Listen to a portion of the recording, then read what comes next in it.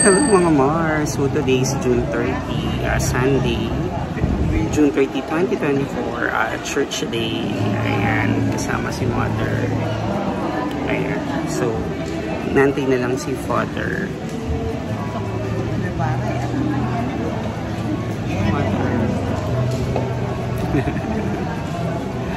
Ayan, heart daw from Mother. So later na lang mga Mars.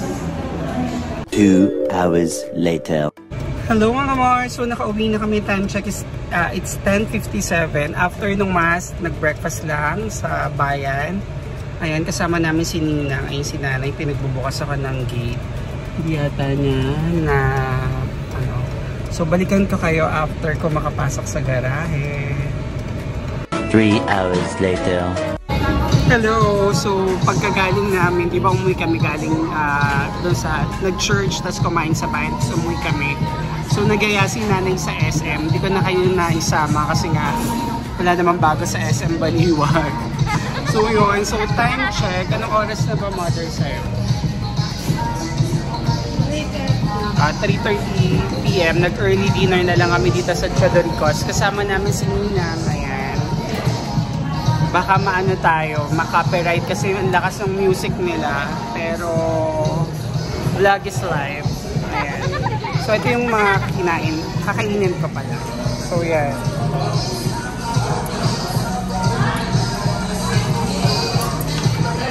Konti na lang yung tao kasi nga hapon na.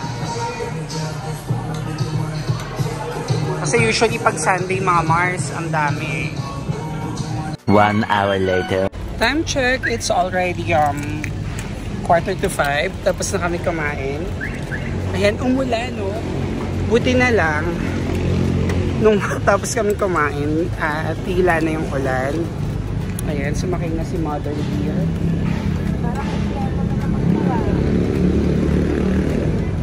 Ayan, so pauwi na. Ninang, isang bus sila, tingnan nyo, oh. Isang bus sila na buffet. Ang cute. Isang bus. Ang laki na ng kita nila doon. Panalo kayo doon, isang bus. Ayan. Kuya, hi! Sa vlog. Ayan. Isang bus, ang cute. Ang cute. Isang bus ang buffet, kinabog tayo. Ang saya lang, ayun. So, saan ba kayo? Saan ba biyahe? Oo nga, ang galing. Di-dinner pa muna. Ang galing, ayan o, isang bus sila. Baka may maatrasan pa tayo. Markila pa yan ang bus? Hindi ko lang alam. Ay, hindi, sumakay lang. Siguro sa terminal yan sumakay. No? Hindi, sa terminal siguro sila sumakay. Tapos mag-ano sila. Bigyan natin ng baryetong si Kuya. Pumapasok siya dun sa loob kanina. Ito bibigyan ka na. Kuya, hi ka sa vlog. Bye po. Pagbalik ulit namin, ha? Opo. Okay. Ayan, pauwi na mga Mars. Lutuwa talaga. Alam ko hindi alis yung bus eh. Alam ko yung nagjo-joke lang si Mother Dear. Hindi pala siya, akala ko yung parang hindi siya nagsiseryoso lang na. Hindi nakita ko pa. Okay. Ayan si Ninang sa likod. Ikaw ang taray nito. Pauwi na. So later na lang. Ayan, tapatawid tayo. Yung truck naman na malaki, nakita ang patawid, tsaka niya binilisanin, no? Patawid na tayo, mga Mars. Ayan, alam nyo ba na nagsimba lang kami, mga Mars? Ang simba sa amin ay 8 o'clock, ay 8:30.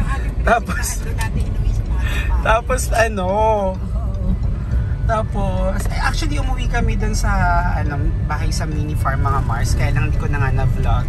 Busy tayo, tsaka init na init yung pakiramdam ko. Parang Friday, bibili ko ng mga ayan, sa bypass. Tapos sa Saturday, magpapakainin ko. So, alam nyo yun, technically, before 8:30 AM, umalis na kami ng bahay. Tapos, ngayon pala kami pa uwi, 4:45 na. anyway, nag-enjoy naman kami. At hindi tayo inabutan ng ulan. Later. So mga Mars, bahay na. Ayan, ang daming bumili. Ang dami namin nabiling food. Ayan, may bread. Ayan, bread. Vegetable salad, tsaka kimchi. Yung kimchi tsaka vegetable salad sa may, ano yun? Sa SM, yung Korean store doon. Tapos actually yung bread din sa Clyde, sa SM Baliwag. Tapos yun sa likod, si nanay lang yung bumili. Pandagdag daw dun sa mga gagamitin niya sa Hong Kong. OOTDs niya. Ako wala kasi nga tumaba tayo, kailangan nating magpapayat para maganda sa atin. Maganda yung fitting sa atin ng damit. I tried some clothes para baka kako pwede din pang OOTD. Pero iba talaga pag Mars, pag yung mataba. I mean sa akin ha, pag tumataba ako, ang daming hindi bagay sa aking damit, mga hindi maka-aura ng husto. So bababa lang ako, tapos check din namin dito sa farm later, sa mini farm. So yun, magpapalit lang ng damit kasi nga kaninang umaga, walang palitan ng damit. Mga Mars, time check is already 6:06. Ayan, punta tayo sa garahe. Kasi naibaba ko ng ibang gamit. Kunin natin yung ibang gamit pa kasi nga may seminar tayo bukas. So, kailangan maayos yung kotse. So mga Mars, ayan, kukunin lang natin yung shoes. Yung umbrella, iwanan natin dyan. Ayan, basically ito lang tatanggalin natin. Tapos, yung binili ni nanay kanina sa SM, nakalimutan niya, ibaba na rin natin mga Mars. Ayan, tapos sisilid ko lang dito lahat, tapos at saka ako na lang isosort out. Pati ayan, ang dami. So, kailangan mababa na rin siya mga Mars. So, ayusin ko lang, balikan ko kayo. Umulan na naman Mars, nakita niyo ba? Ayan, umuulan.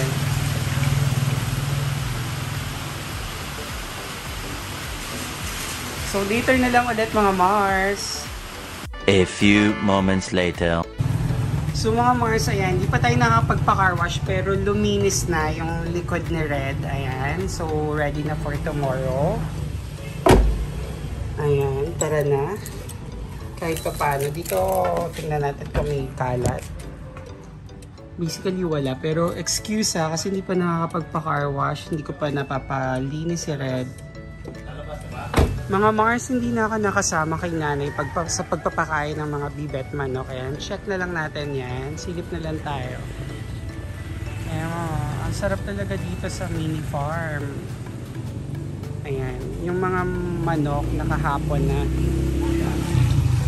Ayan, so bukas na lang ulit mga Mars. So mga Mars, time check, it's already 7 PM. Ayan, naayos ko naman na yung mga kinuha natin yung gamit sa kotse. Ayan, basically yan lang naman yun. Naayos ko na. Tapos, yung shoes din. Nagbaba din ako ng ilang shoes galing sa kotse. Pero marami pang iwan dun sa likod. Pero ito lang yung mga dapat kong ibaba. Kasi ito yung dun sila nakalagay sa loob. Hindi dun sa compartment. Yung mga nasa compartment, hindi ko na mga Mars, nakapagpalit na rin ako ng damit. Puti yung sinuot ko kasang init. Tapos ngayon, kasalukuyan tayong nag-iinit ng tubig. Kasi nga maaga pa tayo bukas. I mean, kasi nga tomorrow is Monday. May seminar ako. Actually, 11 kami from our school na pupunta sa Pulilan for a seminar. So, kaya maagang gigising kasi seminar will start at 8:30 AM. So, malayo-layo din ang biyahe from San Ildefonso to Pulilan. Hindi ko alam yung place. So, maghahanap pa ako ng place. So, mag-aalat ako ng mga 2 hours. So, if 2 hours yung i-alat ko, kailangan umalis ako dito ng 6 o'clock. Ganun. So, para kasama na rin yung sa traffic and everything. Hindi na talaga kapagod. Alam ko yung pag umi-edad-edad na talaga, no? Madali ka nang mapagod. Hindi mo na na-enjoy ang pagmamall. So, parang isa na lang ding, parang what you call it, isang bagay na parang kailangan mo na lang din gawin kasi baka may kailangan kang bilhin. Pero unlike nung bata-bata pa tayo na yung pagmamall is heaven talaga.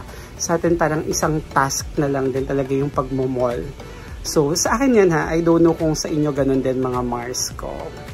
So, antayin ko lang yung tubig na kumulo. Tapos, isasali natin sa thermos. Tapos, yun nga pala, naka-uniform kami, Monday uniform.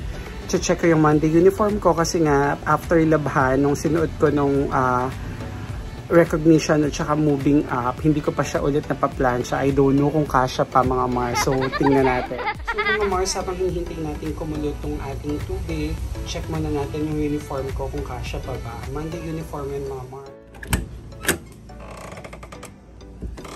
Ayan. Check natin. Ayan. Hanapin natin. Monday uniform. Ito yan. This one. Hindi pa nga siya plansyado. Tapos yung pants niya, ano ba turn niya? This one. Ito yung turn na niya. So, paplansyahin natin siya mamaya. After natin dun sa tubig, yun lang basically ang ating mga ganap. So, later na lang ulit. A few moments later. So mga Mars, mamamlansya na muna tayo. Monday uniform. Ito yun.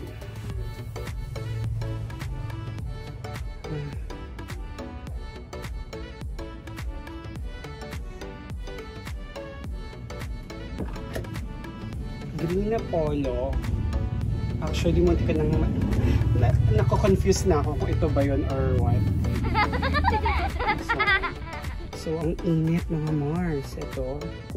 So, pakita ko sa inyo.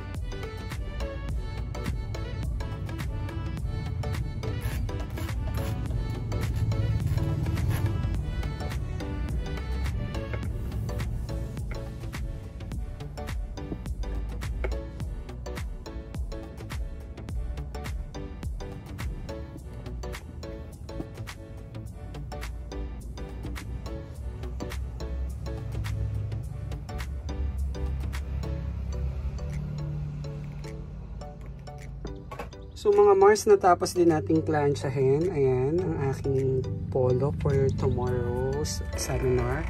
Saka ayan yung pants. Ang init talaga. So ayan. So ready na for tomorrow.